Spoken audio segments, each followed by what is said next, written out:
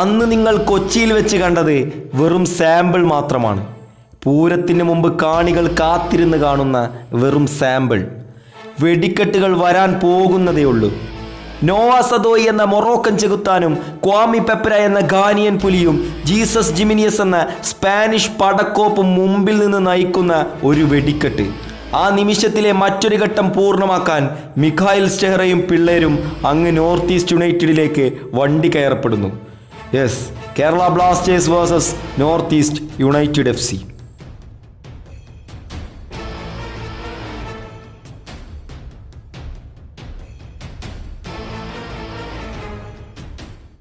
Okay, Kerala ബ്ലാസ്റ്റേഴ്സിനെ സംബന്ധിച്ചിടത്തോളം ത്രില്ലടിച്ചിട്ടുള്ള ഒരു കംബാക്കിൽ സന്തോഷിച്ചുകൊണ്ടിരിക്കുന്ന ആരാധകരാണ് നമുക്കുള്ളത്.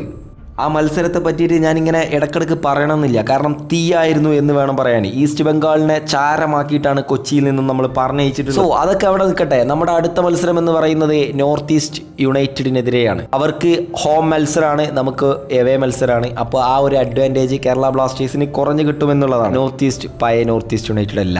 നല്ല രീതിയിൽ കേരള ബ്ലാസ്റ്റേഴ്സ് ശ്രദ്ധിച്ച് മുന്നോട്ട് പോയിട്ടില്ല എന്നുണ്ടെങ്കിൽ പണി കിട്ടും.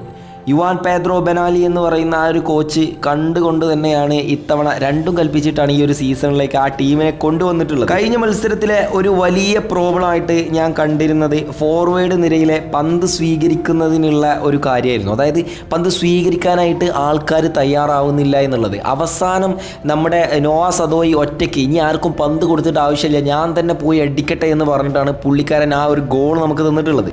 ഈ ഒരു സംഭവം നല്ല രീതിയിൽ നമ്മൾ ക്ലിയർ ചെയ്യും. പിന്നെ മറ്റൊരു കാര്യം എന്ന് പറയുന്നത് ജീസസ് ഓർ പെപ്ര എന്ന് ചോദിക്കുമ്പോൾ തീർച്ചയായിട്ടും നമുക്ക് ഉത്തരമുള്ളത് പെപ്രയെ തന്നെ സെക്കൻഡ് ഹാഫിൽ ഇറക്കിയാൽ മതി എന്നുള്ളതാണ്. കാരണം എതിർ ഡിഫൻസൊക്കെ ഒന്ന് തളർന്ന് നിൽക്കുന്ന സമയത്ത് ഈ ഒരു സാധനത്തിനെ നമ്മൾ തീർച്ചയായിട്ടും മുമ്പോട്ടിട്ട് കൊടുത്താൽ ഒരു പുലിയെപ്പോലെ ആ ഡിഫൻസ് നേരെ ഒന്നായിട്ട് വിഴുങ്ങി ഗോൾ കണ്ടെത്താനുള്ള സാധ്യത കൂടുതലാണ്. നിരയിൽ വിപിന് ചെറുതായിട്ട് ഇഞ്ചുറിയൊക്കെ ഉണ്ട്. അപ്പോൾ ആ ഒരു അഭാവം നമുക്ക് ഉണ്ടാവോ എന്നുള്ളത് അറിയില്ല. ഞാൻ എന്തായാലും എൻ്റെ സ്ക്വാഡിൽ വിപിനെ ഉൾപ്പെടുത്തിയിട്ടുണ്ട്. അതിൻ്റെ ഡീറ്റെയിൽ ആയിട്ടുള്ള കാര്യങ്ങൾ ഈ വീഡിയോ ചെയ്യുന്നത് വരെ എനിക്കറിയില്ല എന്നുള്ളത്. ഇനി നമുക്ക് നോർത്ത് ഈസ്റ്റ് യുണൈറ്റഡിൻ്റെ ആ ഒരു ടീമിലേക്ക് വരാം. ഒരു പക്ഷേ പഴയ ഒരു നോർത്ത് ഈസ്റ്റിനെ അല്ല നമുക്ക് മൈതാനങ്ങളിൽ കാണാനായിട്ട് സാധിക്കുക. മോഹൻ ബഗാനെതിരെയായിട്ടുള്ള മത്സരത്തിൽ 3-2 എന്നുള്ള സ്കോർ ലൈനിൽ മോഹൻ ബഗാൻ ജയിച്ചിട്ടുണ്ട്. പക്ഷേ ആ മത്സരം വിജയിക്കാനുള്ള പ്രധാന കാരണം എന്നൊക്കെ പറയേണ്ടത് ചില ഗോളുകളൊക്കെ വന്നു, റഫറിയുടെ ചില നിയമങ്ങളൊന്നും ഒരു ഭാഗം ഫുട്ബോൾ ആരാധകർക്കും ഒന്നും എത്തും പിടുത്തും കിട്ടിയിട്ടില്ല. കാരണം അത് എങ്ങനെയാണ് അവർ ഗോൾ കൊടുത്തു എന്നൊന്നും അറിയില്ല. എന്തായാലും അതവിടെ നിൽക്കട്ടെ. നമുക്ക് നേരെ നമ്മുടെ വിഷയത്തിലേക്ക് വരാം. ആ മത്സരത്തിലെ നോർത്ത് ഈസ്റ്റ് യുണൈറ്റഡ് FC നല്ല രീതിക്ക് പൊരുതി തന്നെയാണ് കളിച്ചിട്ടുള്ളത്.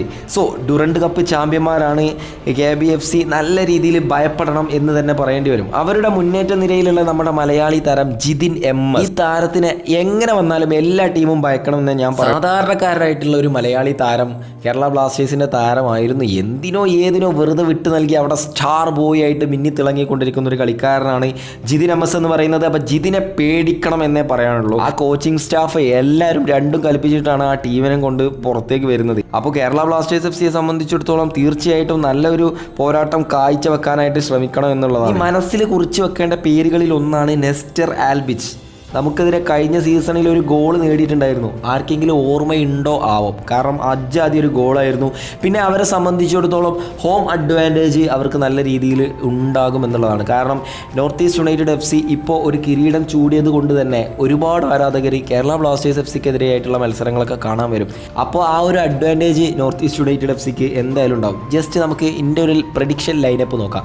ഗോൾ കീപ്പറായിട്ട് ഞാൻ സച്ചിൻ സുരേഷിനാണ് കൊടുത്തിട്ടുള്ളത്. 4 ഡിഫൻസ് ലൈനിലേക്ക് വരുമ്പോൾ ഞാൻ പറയുകയാണ് ഐബാൻ ഡോളിംഗ് എന്തായാലും ഈ മത്സരത്തിൽ ഫസ്റ്റ് 11 വരണം. കാരണം നമ്മുടെ കോച്ചിന് ഏറെക്കുറെ സന്ദീപ് സിംഗിനെ സബ്സ്റ്റിറ്റ്യൂഷൻ ചെയ്യേണ്ട മട്ടിലേക്ക് എത്തിയിട്ടുണ്ട്.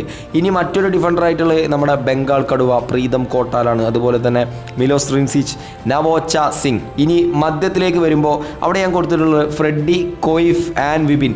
ലൂണയുടെ കാര്യങ്ങളൊന്നും ഈ വീഡിയോ ചെയ്യുന്ന സമയത്ത് അപ്ഡേറ്റ് വന്നിട്ടില്ല. അദ്ദേഹം പനിയായിട്ടും കാര്യങ്ങളായിട്ടും ടീമിൽ നിന്ന് വിട്ടു നിൽക്കുകയാണ് എന്നുള്ള വാർത്തകളാണ് നമ്മൾ കേട്ടിട്ടുള്ളത്. മുന്നേറ്റ നിരയിൽ സാധാരണ പോലെ തന്നെ രാഹുൽ, ജീസസ് ജിമിനിയസ് ആൻഡ് നോവാ സദോയി. ഇതാണ് ഇതിൻ്റെ പ്രഡിക്ഷൻ സ്ക്വാഡ് എന്ന് പറയുന്നത്, ലൈനപ്പ് എന്ന് പറയുന്നത്. നിങ്ങളുടെ ആ ഒരു പ്രഡിക്ഷൻ ലൈനപ്പ് അടിയിൽ ജസ്റ്റ് കമൻറ്റ് ചെയ്യുക. അതുപോലെ തന്നെ ഈ കളിയുടെ സ്കോർ എന്തായിരിക്കും എന്ന് ജസ്റ്റ് കമൻറ്റ് ചെയ്യുക. സോ മറ്റൊരു വീഡിയോയിൽ വീണ്ടും കണ്ടുണ്ടാകും. അതുവരെയും ബൈ.